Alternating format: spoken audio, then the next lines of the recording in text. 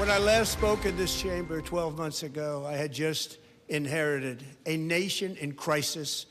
But tonight, after just 1 year, I can say with dignity and pride that we have achieved a transformation like no one has ever seen before, and a turnaround for the ages. It is indeed a turnaround for the ages. Last night, President Trump delivered his first official State of the Union of his second term, highlighting the achievements so far and all of the groundwork still for the future. From tax cuts and tariffs to border security and his one big beautiful bill, the president laid out what he says is America's golden age. Joining us to discuss, RNC senior advisor Danielle Alvarez from the Republican National Committee. Good morning, Danielle. Your initial reaction to the president's speech last night? I thought the president did an incredible job meeting the moment. We all know that he performs best in moments like this, all eyeballs on him. He did what we expected him to do. He laid out all of the victories and wins that he has accomplished over the last year. He drew an incredible contrast between the failures of Democrat policies, the hole that the American people were in when he took office, and the great successes he's had in the last year. He also laid out a roadmap for the future, what he is anticipating to do, what he hopes and will lean on Congress to accomplish as we head into the midterms. But there was some great moments of unity, and I think that that really is what caught my attention the most. The celebration of the nation's 250th birthday, medals to service members, the U.S. hockey team. We even saw moments where Democrats stood up and applauded in unity for this country. What is the GOP's midterm strategy at this point? As we're headed toward the midterms, we've always talked about how good governance is going to be our springboard and our platform. And of course, our secret weapon is President Donald Trump. We saw him outline a lot of those great policies that have turned the economy around, have led to some great economic indicators. That one big beautiful bill, working family tax cuts, no tax on tips, no tax on overtime, no tax on Social Security, of course, most favored nation, drug pricing, and then, of course, bolstered by Trump RX. We have also heard the Susie Wiles, the chief of staff of the White House, talk about having President Trump go out and deliver this message, not just in Congress, not just in the State of the Union before this chamber, but of course across the country to everyday Americans. That's part of the secret weapon, but of course it all hinges on that good governance. Right, and you know, the president also spotlighted families impacted by criminal illegal aliens and really the invasion we had at the border during the Biden administration, he said. And in one moment that really stood out, dared Democrats to support his immigration crackdown. Watch this.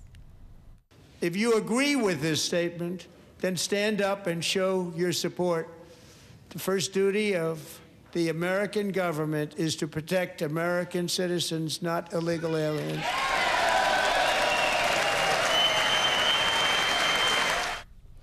How powerful is that message to voters when it comes to the border and to national security heading into November? That was a critical moment. I think that the president did a great thing in drawing a stark contrast between Republicans' America First priorities and Democrat priorities. It was a very powerful moment that we all witnessed live on TV last night, as is being replayed today. This president has secured the southern border. He has slowed the flow of fentanyl into our country, not just through our southern border, but through drug interdictions in our waters. He has done a great job of protecting our citizens and keeping us safe. Crime has dropped. And then again, of course, focusing on those economic issues where we're starting to see those great economic indicators. And we're going to start feeling that in our pockets and start being able to have those conversations at our kitchen table. This president is doing all the right things heading into the midterms. Now he needs to go deliver that message in communities across the country. Republican National Committee Senior Advisor Danielle Alvarez, thank you for joining us this morning. We appreciate it. Thank you for having me. I'm Christine Frizzell at the White House, where the economy is front and center following President Trump's State of the Union address. One big question on a lot of people's minds is, will voters have a change of heart ahead of the midterm elections? On the topic on the top of voters' minds, President Trump appeared to have gotten the message. It's the economy. Now we are the hottest country anywhere in the world, the hottest. It's getting bigger and bigger and stronger. Nobody can believe what they're watching. Many recent polls showing voters do not, in fact, believe the country is moving in the right direction where their wallets are concerned. For that, the president blamed Democrats. They caused and created the increased prices that all of our citizens had to endure. You caused that problem. You caused that problem. His administration out in full force, touting the lowering of prescription drug prices, tax cuts, and what's being called a new age of American prosperity. Real wages are up, blue-collar wages are up, inflation is down, consumer confidence is up, job numbers in the private sector are up. Where do you think the disconnect is? Because so many polls, and we're talking Democrats and Republicans, still feel that the economy is not where they want it to be, not where President Trump promised it would be. What's happening is that people are seeing that they're getting raises, that their jobs are more secure, and that's lifting spirits quite a bit. A decidedly different perspective from Democrats. This was Donald Trump's state of delusion. He's in a bubble. He doesn't even know what the average American is going through. He's enriching himself, his family, his friends. The scale of the corruption is unprecedented. There's the cover-up of the Epstein files, the crypto scams, cozying up to foreign princes for airplanes and billionaires for ballrooms. President Trump getting ready to take his message on the road, heading to Texas later this week ahead of the state primary there. We expect he will hone in on his economic plan and also speak directly to Latino voters, many of whom supported him in 2024, but who polls show may be having a change of heart. At the White House, I'm Christine Frizzell. President Trump's State of the Union address comes as affordability remains a dominant issue for American voters. Let's go to Morgan Stevens at the Fact Check team. And Morgan, even with inflation cooling, new research that I know that you reviewed shows that Americans still feel negatively about the economy. Speak to us about what's driving that. Dee Dee, a survey from Pew found that most Americans continue to view the economy negatively, even a year into President Trump's second term. That perception appears to be rooted in cost of living. And which cost specifically, as we look into this further, are Americans saying that is the source of their stress, their anxiety? It really comes down to these core expenses that people really need to live.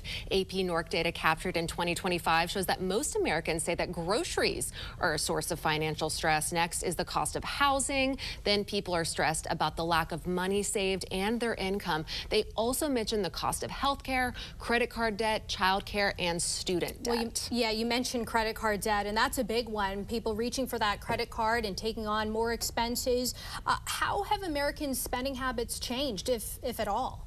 Yeah, that needs a little bit of nuance too. Americans, they're still spending, but a December survey from Statista reveals that the other half say they're actually making efforts to spend less. A third are worried about not being able to pay their bills, and 22% are actually dipping into their savings to cover their bills. So the takeaway here is that cooling it's great, but it doesn't mean that prices have lowered. And for most families, the cost of living still feels high, even if that rate of increase has slowed. And it seems like they're measuring it based on how they get by day to day and what those finances look like. Morgan, thank you. For more on this Fact Check Team topic, including links to their sources, scan the QR code or visit thenationaldesk.com. We continue our breaking news coverage on President Trump's State of the Union address tonight as affordability continues to be top of mind for many Americans. Let's go to Morgan Stevens with the Fact Check team. And as you know, the president has campaigned on affordability issues, lowering costs since day one. Where do the numbers stand tonight, 1 year into his second term? Dee Dee, affordability is a central issue for voters, and the president is again making the case that his policies are bringing relief to working families.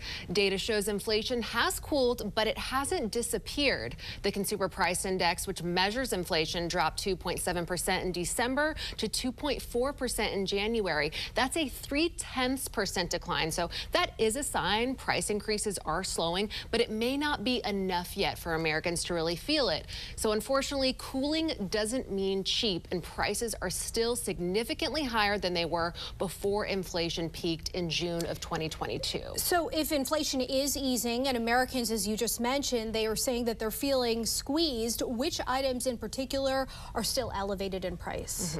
Some of those basic items is really what Americans are feeling. They remain stubbornly high. These are things like rent, car insurance, utilities, and childcare costs. They continue to outpace wage growth in many markets. Groceries have leveled off somewhat, but they're still up sharply compared to 4 years ago. So bottom line, inflation is cooling, as we mentioned, but overall, those prices remain elevated. Thank you so much, Morgan. Morgan will be back to break down in a few moments how Americans feel about the cost of living and what the actual numbers are.